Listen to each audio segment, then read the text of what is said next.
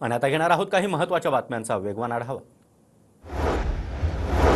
पंतप्रधान मोदींना जिवे मारण्याची धमकी देणाऱ्याला अटक। धमकी प्रकरणी राजस्थानच्या अजमेरमधून आरोपी अटकेत। आरोपीने मद्यधुंद अवस्थेमध्ये मुंबई पोलिसांना धमकीचा फोन केल्याची माहिती।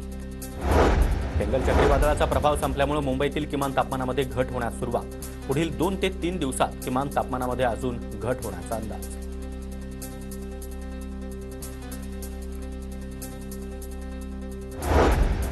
पुण्यामध्ये थंडीचा जोर पुन्हा एकदा वाढला, तर मागील 4 ते 5 दिवस पुण्यातील किमान तापमानामध्ये 20 अंश सेल्सिअस जाणवत असल्याची माहिती। पुणे शहरातील सावित्रीबाई फुले विद्यापीठ चौकामध्ये सर्वात जास्त हवा प्रदूषित। चौकामध्ये सुरू असलेल्या उड्डाणपुलाच्या कामामुळे वायू प्रदूषणामध्ये वाढ। कुलाबा ते सिब्ज भुयारी मेट्रो 3 मार्गिकेतील बीकेसी ते कप परेड पर्यंतच्या रुळांचं 100% काम पूर्ण। जून किंवा जुलैपर्यंत मेट्रो सेवा सुरू होण्याची शक्यता। एमपीएमएलच्या स्वारगेट आणि निगडी डेपोत देखील सीएनजी स्टेशन्स उभारणार। 20,000 किलोमीटरचा पल्ला वाचणार। 200 बसेसना दुसऱ्या डेपोमध्ये जाण्याची गरज भासणार नाही।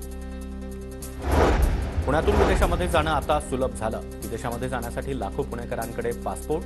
पुण्यामध्ये शिक्षणासाठी परदेशवारी करणाऱ्यांचं प्रमाण मोठ्या प्रमाणात। म्हाडाच्या मुंबई मंडळाच्या 2030 घरांच्या विजेत्यांपैकी 450 विजेत्यांकडून घरं परत।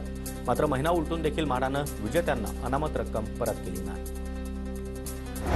शासकीय रुग्णालयांमध्ये डॉक्टर काम करण्यास इच्छुक नाहीत। वैद्यकीय शिक्षण आणि औषधी विभागाचं नागपूर खंडपीठात शपथपत्र दाखल। व्याघ्र दर्शनासाठी जंगल सफारी महागली। पेंच करांडला ताडोबाची व्याघ्र सफारी 500 ते 700 रुपयांनी महागली। वन विभागाच्या पर्यटन निवासाच्या दरात देखील वाढ।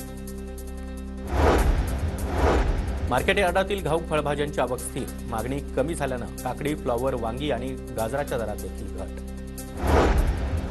पुणे जिल्हा बँकेकडून 396 कोटींचं पीक कर्ज वाटप। रब्बी हंगामातील पीक कर्ज वाटपाचं 57.83% उद्दिष्ट पूर्ण।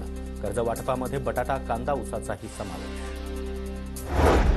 राज्याच्या विविध भागांसह परराज्यातून सुमारे 100 ट्रक फळभाज्यांची आवक। पुण्यातील गुलटेकडी मार्केट यार्डामध्ये सर्वच प्रकारच्या फळभाज्यांचं भाव देखील स्थिर।